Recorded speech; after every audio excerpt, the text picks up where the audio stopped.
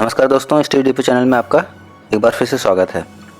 तो दोस्तों 2020 में geopolitical equation Indo Pacific region और इंडियन ओशियन रीजन में जिस तरह से बदली है वैसे कभी नहीं बदली थी। इससे पहले भारत को घेरने की कोशिश में चीन ने स्ट्रिंग ऑफ पर्ल्स पॉलिसी के तहत इस रीजन में कई देशों को साध लिया था, जिसमें थाईलैंड, म्यांमार, श्रीलंका, पाकिस्तान व मालदीव थे।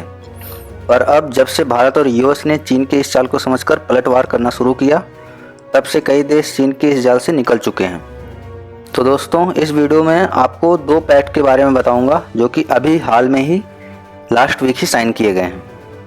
तो इस वीडियो को जल्दी से शुरू कर लेते हैं, but before we start please subscribe to this channel.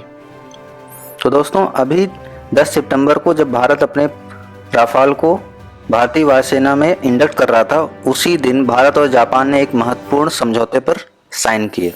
Bharat की तरफ से डिफेंस सेक्रेटरी अजय कुमार और जापान की तरफ से एम्बेसडर सुजुकी सतोशी ने acquisition and cross serving agreement ACSA पर साइन किए। इसका क्या मतलब है दोस्तों? इस समझौते का मतलब दोनों देशों के नेवल शिप्स को एक दूसरे के नेवल बेसिस व पोर्ट्स पर एक्सेस देना है, जिसमें वे लॉजिस्टिक और रिपेयर वर्क को भी करा सकेंगे। इससे दोनों देशों की नेवी की ताकत बहुत ही बढ़ जाएगी, क्योंकि नेवी शिप्स सप्लाई लाइन अब दोनों देशों के इंडो पैसिफिक रीजन में स्थापित किसी भी बेस से प्राप्त होने लगेगा। अब प्रश्न आता है कि ऐसा क्यों किया गया है। इसका मुख्य कारण है चीन। इस समय चीन अपनी नेवी को सबसे ज़्यादा पावरफुल बना रहा है। उसका टारगेट है कि आने वाले समय में यूएस की नेवी को भी वो पछाड़ देगा, जिसके लिए चीन युद्ध स्तर पर कई एयरक्राफ्ट कैरियर्स और न्यूक्लियर सबमरीन का निर्माण कर रहा है, जिससे कि पूरे साउथ चाइना सी और इंडियन ओशियन रीजन में चीन का दबदबा बनाया जा सके। क्योंकि चीन का अन्य देशों के साथ ट्रेड रूट 60% से ज़्यादा इसी रीजन में पड़ता है। इन सब बातों को देखते हुए भारत, जापान, ऑस्ट्रेलिया व यूएस के माथों पर चिंता की लकीरें खिंच गई।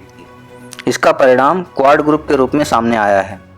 और तो और ये सभी देश आज की डेट में एक दूसरे के बीच म्यूचुअली लॉजिस्टिक सपोर्ट के लिए एग्रीमेंट कर चुके हैं। भारत सबसे पहले लेमुआ यूएस के साथ साइन किया था, और पिछले ही महीने ऑस्ट्रेलिया के साथ भी भारत ने ऐसा समझौता किया था, जिससे कि इंडियन नेवी का Andaman Nicobar base Australia use कर सकेगा। और अब भारत जापान के साथ भी इसी प्रकार का समझौता कर लिया है।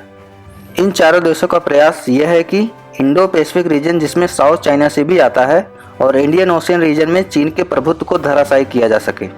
और अब बात करते हैं एक और समझौते की, जो कि यूएस और मालदीव के बीच साइन किया गया है। वह है यूएस मालदीव डिफेंस एग्रीमेंट, जिसमें यूएस के नेवल शिप्स अब मालदीव के बंदरगाहों को एक्सेस कर पाएंगे। कुछ साल पहले मालदीव चीन के डेथ ट्रैप में फंस चुका था।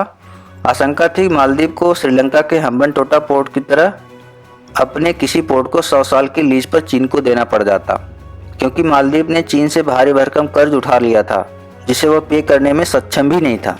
तब मालदीव पूरी तरह चीन के खेमे में था। बाद में जब विपक्ष सत्ता में आया, तब मालदीव ने भारत से सहायता मांगी, और भारत ने $1.5 बिलियन की मदद भी की थी, जिससे मालदीव डेथ ट्रैप से, चीन के चंगुल से भी खुद को बचा पाया। और अब भारत और मालदीव के संबंध बहुत ही सुदृढ़ हो चुके हैं। यूएस की ओर से मालदीव के बीच हुए समझौते से भारत को भी बहुत ही ज़्यादा फायदा होने वाला है, क्योंकि मालदीव की स्थिति इंडियन ओशियन रीजन में एकदम मध्य में पड़ती है, जिससे पूरे क्षेत्र में निगरानी करना बहुत ही कन्वीनियंट रहता है। हालांकि यूएस का पहले से ही इंडियन ओशियन रीजन में एक द्वीप है डियासो गार्सिया, जो कि उसने यूके से लीज पर लिया था। उस पर अपना बहुत बड़ा नेवल बेस बना रखा है।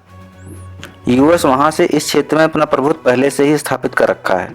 पर मालदीव के बीच डिफेंस एग्रीमेंट ने चीन के किसी भी दबदबे की संभावना को भी समाप्ति कर दिया है, और इस वजह से भारत को इसका फ़ायदा स्वतः ही मिल गया है। तो दोस्तों ये था मेरा एनालिसिस। आपको कैसा लगा ये वीडियो कमेंट करके ज़रूर बताइएगा। इस वीडियो को देखने के लिए आपका बहुत बहुत धन्यवाद।